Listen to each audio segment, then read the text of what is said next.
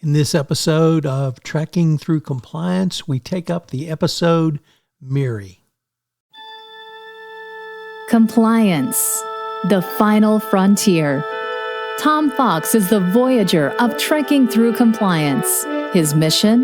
To explore the original series and seek out and share what it can teach you about compliance. Here's your host, Tom Fox.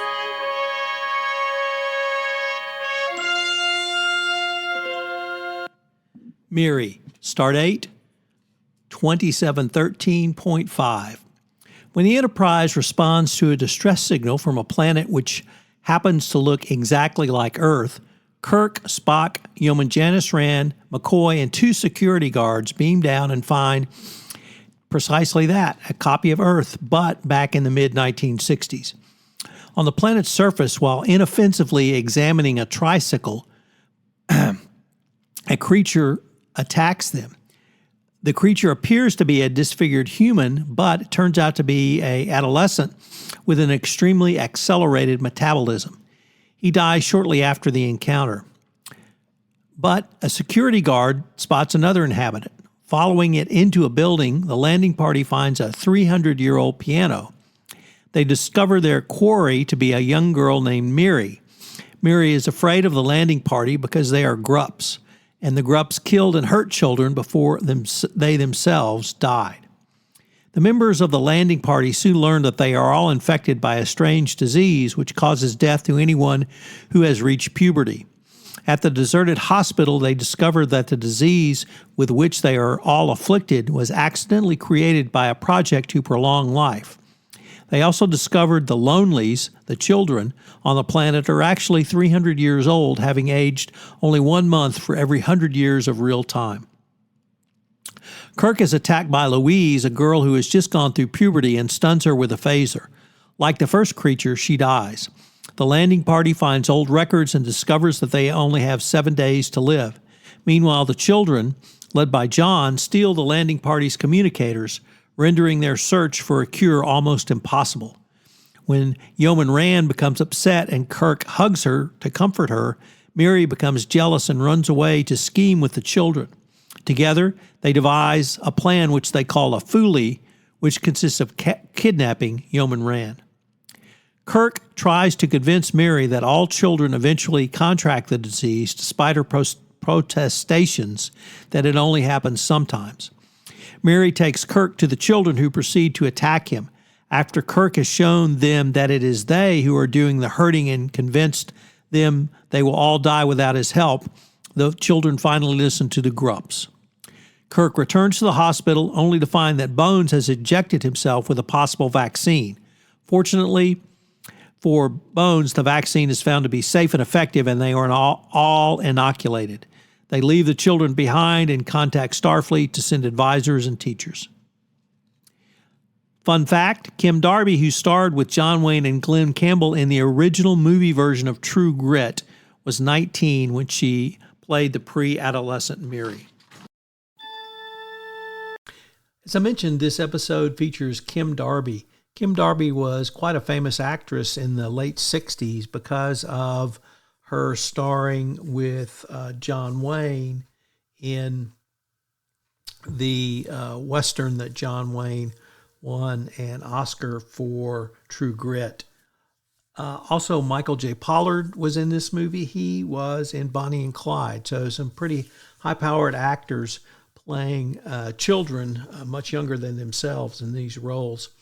One of the interesting things about this episode, it was actually banned by the BBC for nearly 40 years, actually 30 years, along with Plato's Stepchildren, The Empath, and Whom Gods Destroy.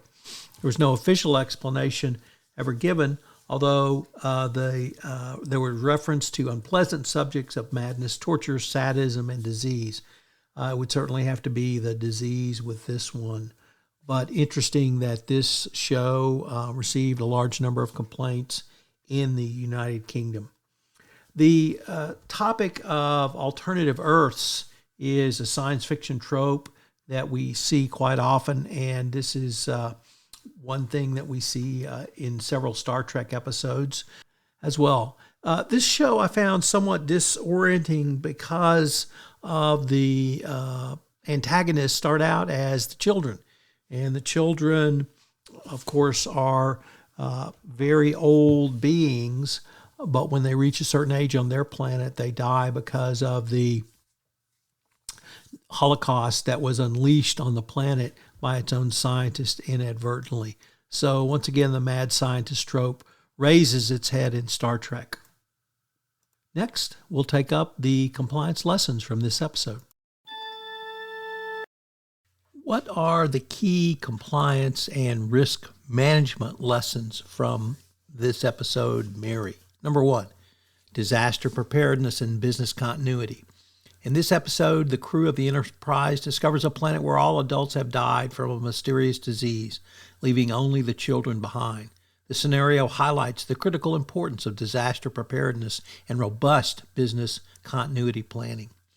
As people often say, we've moved from disaster recovery to business continuity to business as usual. How are you going to sustain your business as usual without a comprehensive emergency response and recovery strategy in place to mitigate the impact of a catastrophic compliance event? Number 2, environmental and public health compliance. The disease that decimates the planet's population in Miri raises concerns about the environmental and public health compliance. Compliance professionals should be vigilant in monitoring for potential health and safety risks, ensuring that organizations adhere to relevant regulations and industry standards related to environmental protection, workplace safety, and public health. Number 3, data governance and information security. This episode reveals that the children's records and medical data have been left unattended, potentially exposing sensitive information. Compliance programs should emphasize the importance of robust data governance and access controls and information security measures to protect critical data and maintain compliance with data privacy regulations. Supply chain and vendor management. The absence of adult supervisions and support services on the planet raises questions about the reliability and resilience of the community's supply chains and vendor relationships. Compliance professionals should ensure that organizations have thorough due diligence processes and contingency plans in place to mitigate supply chain disruptions and vendor-related risks. Number 5, employee welfare and well-being. This episode portrayal of the traumatic experience faced by the children who are left behind to fend for themselves underscores the importance of employee welfare and well-being within compliance frameworks. Compliance programs should address potential mental health and psychosocial impacts of crises on an organization's workforce and provide appropriate support and resources. By learning the compliance-related lessons in Miri, as well as the risk management lessons, organizations can enhance their disaster preparedness, public health compliance, data governance, supply chain resilience, and employee welfare initiatives, ultimately strengthening their overall compliance posture and risk management strategies. Join us tomorrow where we take up the truly terrifying episode of Dagger of the Mind. If you enjoyed this episode of Trekking Through Compliance, you can help it grow by sharing it with the biggest Trek fan you know.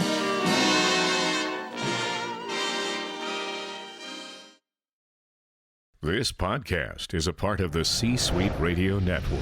For more top business podcasts, visit c-suiteradio.com.